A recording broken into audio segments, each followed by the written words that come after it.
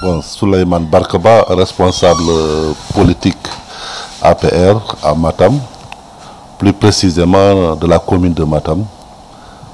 Matam, capitale, ancienne capitale départementale, Matam, capitale régionale. Alors aujourd'hui, le président de la République est à sa troisième journée de visite. Aujourd'hui, il est à Matam. Quelles sont vos impressions par rapport à cette visite? Nous rendons grâce à Dieu et à son prophète Mohammed sallallahu alayhi wa sallam. Nous sommes très fiers et très honorés par le fils du terroir, le président Macky Sall, qui a encore renouvelé ce périple dans la région foutankaise. Et exceptionnellement, ce qui n'est jamais arrivé dans l'histoire, séjourner dans notre cas à Matam pendant plus de 5 jours, c'est quelque chose qui va droit au cœur aux populations. Nous nous en sommes très reconnaissants et très fiers de du fait qu'il nous honore en restant pendant longtemps à Matam. Et aujourd'hui, qu'est-ce que vous attendez de lui? Oui, c'est une belle occasion pour nous parce que voir le président pour certains responsables politiques n'était pas chose toujours aisée. Des audiences toujours torpillées pour nous permettre de lui dire la vérité sur ce qui se passe à Matam. Aujourd'hui, les gens parlent de Fouta Tampi. Pas plus qu'hier, beaucoup de hauts responsables de la présidence, des ministres, m'appelaient par rapport à leur inquiétude à Matam, parce que peut-être les jeunes de Souleymane Barkaba allaient saboter l'arrivée du président. Voilà des méthodes basses qu'utilisent beaucoup de responsables pour essayer de nous mettre à mal avec l'autorité. Donc c'est fort heureux pour nous. Nous n'attendions que ça. Voir le président de la République, lui permettre de parler réellement de la situation et de ce que notre commune particulièrement attend de lui. Vous avez vu hier en Siona, peut-être c'est négligeable et c'est normal. Même le prophète Mohammed n'a pas eu l'unanimité. Je crois que même les brassards rouges dont on parle, c'est un peu dans le Nabadji Civol. Mais à Matam, il n'y a pas eu de brassard rouge, il n'y a pas eu de jet de pierre. Et parce que aussi cela se comprend, hein, parce que ceux-là qui disent, qui se révoltent un peu, qui bougent un peu, c'est non pas parce qu'ils n'aiment pas le président, non. Je vous assure, les Foutanké ont toujours le président dans leur cœur.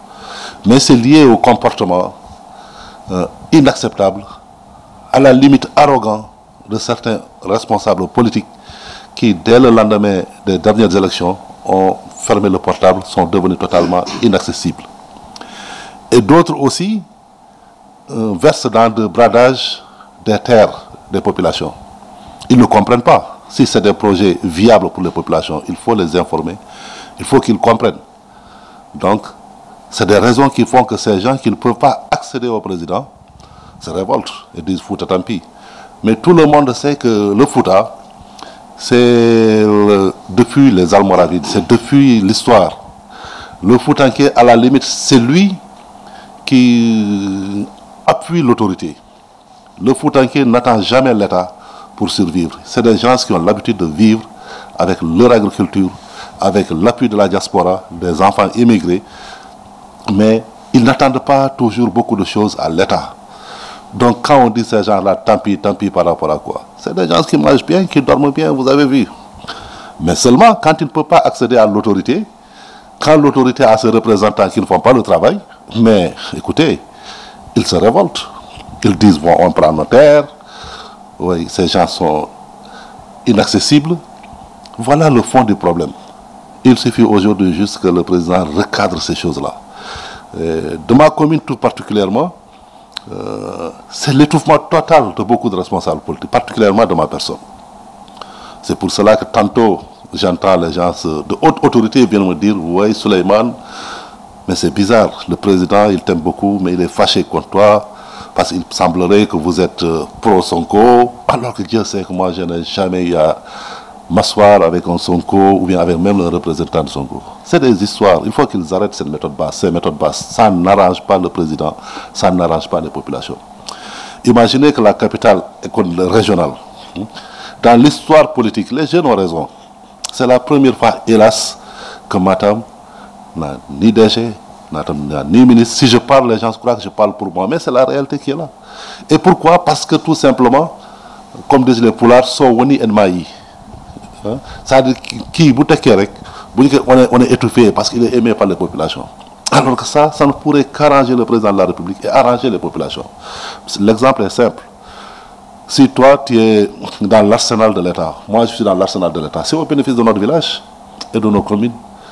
Mais ils étouffent, ils essaient de te salir, ils inventent des histoires. Alors que Matam souffre de beaucoup de choses.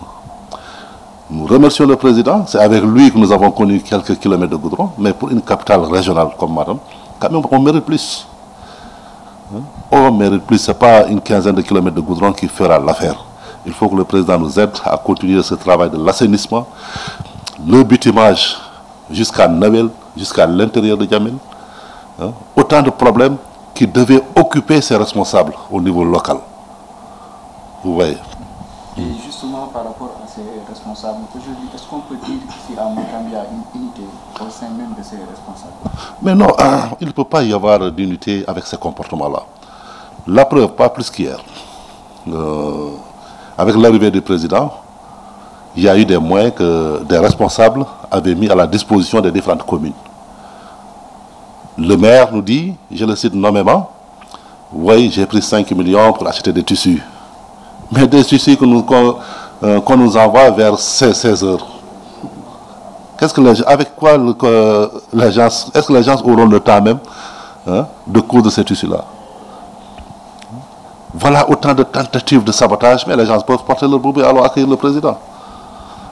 Ce n'est pas possible, ils sont toujours dans des calculs politiciens. Ça n'honore pas et ça n'aide pas le président de la République. Il suffit qu'il corrige un peu, il peut rester à vie s'il veut. Parce que les Foutanké ont à cœur Macky Sall. Seulement, quand à force d'être agacé par ton responsable, que les gens voient en lui ses responsables. Voilà la réalité du terrain aujourd'hui. Alors hier, nous avons vu beaucoup de jeunes crier votre nom pour venir apporter leur soutien par rapport à votre personne. Alors qu'est-ce qui a motivé à cette jeunesse de venir vers vous pour vous soutenir? C'est aussi simple, parce que je suis très proche des populations. Le peu que j'ai, je le partage avec ces populations. Ce n'est que ça, c'est ce que le président avait demandé à l'ensemble des autorités. S'ils veulent l'aider, ils n'ont qu'à aider les populations, qui seront reconnaissantes. Donc les gens ont vu à ma modeste personne l'homme qu'il faut pour les aider quand même à aller de l'avant. D'autant plus que depuis ma naissance, j'ai eu la chance d'être président du conseil communal départemental de la jeunesse. J'ai eu la chance d'être président de la Croix-Rouge. Donc j'ai toujours été aux côtés de ces populations. Depuis qu'on organisait des marches en tant que jeune et jeté des pierres pour que Matam sorte de l'ornière. Donc je rends grâce à Dieu que ces populations soient aussi aujourd'hui reconnaissantes envers ma personne pour les aider à faire reprendre Matam, à ce que Matam retrouve son lycée d'antan. Parce que il y a, je ne dirais même pas 20 ans, mais une quinzaine d'années, un Ourossegui même qui est à côté, s'il n'arrivait pas à Matam, il n'était pas heureux. Aujourd'hui, c'est tout à fait le contraire. Donc, notre combat aujourd'hui, c'est d'appuyer le président de la République, qu'il nous aide, nous aussi, à faire redorer le blason de notre commune. Bientôt les élections locales, serez-vous candidat? Oui, je suis candidat, je répète, j'accepte la demande des populations. Je remercie au passage, notamment la jeunesse, qui la dernière fois a imposé à ce que je sois le candidat. Et je vous assure, ce n'est pas pour me jeter des fleurs. Si l'APR veut gagner à Matam, Souleymane Barkaba doit être investi. Sinon, ce serait regrettable. Le parti va perdre à Matam au bénéfice de notre parti. Même si je ne suis pas candidat, même si c'est quelqu'un d'autre qui sera candidat, si c'est l'actuel candidat qui est là, l'APR sera battu. Et quel que soit Alpha, si Dieu me prête longue vie, Souleymane Barkaba sera candidat. Parce que aussi, il faut qu'on soit honnête. Le président de la République, décret, nommé, dégommé, ça c'est lui. c'est les populations ñoo ko moom. Choisir notre représentant au niveau local, ça c'est les populations et j'en fais partie. Donc, au bénéfice pour l'intérêt des populations, je me battrai pour être le candidat pour que Matam, pour que l'APR ne perde pas dans la commune. Et le message que vous allez lancer à l'encontre justement de cette population? En tout cas, je les remercie aussi d'être sortis massivement accueillir le président de la République. D'autant plus que des inquiétudes étaient énormes. On a tellement on a tellement intoxiqué pour dire que oui, Souleymane Ba fera ça, Souleymane Ba, Barkaba va saboter. Les populations ont démontré le contraire hier. Je suis très fier aujourd'hui d'être Matamois, très fier d'être Djamélois, très fier d'être Navélois, très fier de cette population de Matam, que je continuerai, Inch'Allah, tant que Dieu me prête longue vie et le maigre moyen que j'ai à appuyer, à être à leur côté.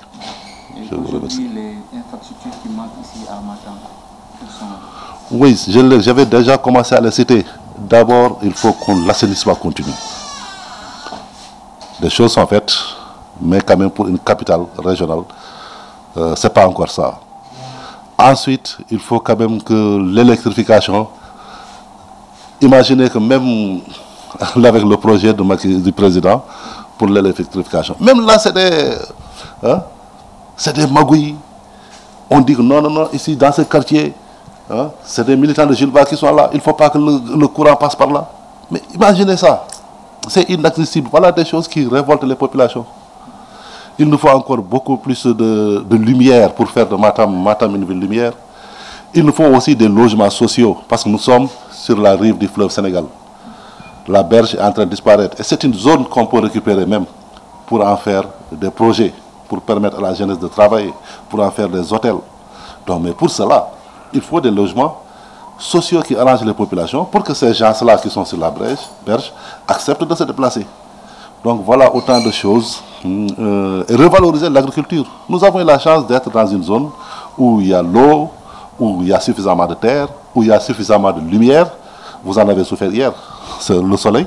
Donc, il suffit de revaloriser l'agriculture, comme d'ailleurs le veut le président de la République, pour que même le chômage disparaisse. Parce que ces gens-là, c'est des agriculteurs, ils ne demandent que ça. Ils ne demandent que les moyens, le minimum de moyens pour aller vers l'agriculture. Mais avec ces méthodes d'agriculture, avec la SAED, ils ne s'en sortent pas. Parce qu'on te donne un lopin de terre, tu dois à la récolte rembourser 100 000 poussières, 200 000 francs, ils ne s'en sortent pas. Mais si c'est l'agriculture intensive, je crois que le problème de chômage même sera résolu. En tout cas, nous en appelons, nous en faisons vraiment un appel de pied au président de la République pour sortir notre région, notre commune tout particulièrement de l'ornière. Côté éducation, santé? Oui, côté éducation, l'ancienne demande est toujours là. Même s'il y a des locaux qui sont loués, il faut construire quand même des infrastructures. Comme l'ISEP, il est temps quand même que cette crise soit définitivement oubliée. Le président en a fait, moi j'ai été témoin, où il appelait et donnait des consignes pour que vraiment cette construction, parce que les gens disaient que oui, l'ISEP, là où il y a eu le terrain, c'est parce que c'est une zone basse. Je me rappelle, le président disait, mais même si vous devez faire une fondation d'1 kilomètre, élevez-moi ça. Et d'ailleurs, pourquoi? Comment se fait-il que le maire, quand il y a des infrastructures, je me rappelle quand on parlait de la maison de la justice, je vois le ministre de la Justice, je dis, mais attends, pourquoi la maison de la justice à Ourossogui? Il y a un précédent dangereux qui se prépare. Et il y a qu'à Matam. Toute structure départementale, c'est toujours dans la capitale départementale. Toute structure régionale, à l'île régionale, c'est toujours dans la capitale régionale. Mais pourquoi à Matam, les gens veulent en faire une exception? Il me dit non, votre maire veut me vendre un terrain. C'est inacceptable. Je n'achèterai pas un terrain. Et pourquoi il a raison? Pourquoi acheter un terrain pour l'État? Moi, je me dis, finalement, est-ce que ce gars-là, c'est un Matamois? Voilà, il facilite même le déménagement de certaines infrastructures vers d'autres localités. Ça aussi, il faut que le président corrige. Il faut qu'il corrige. Parce que nous ne pouvons pas être capitale départementale. Quand on est structure départementale, on l'amène à Sinthiou-Garba, on l'amène dans le maillot. Il faut rendre à César ce qui appartient à César. Nous sommes pour qu'il y ait d'autres structures dans d'autres communes. C'est normal. Mais à chacun quand même, quand on dit que c'est une structure départementale, elle doit être dans le département. Tant que le département a l'espace où le faire.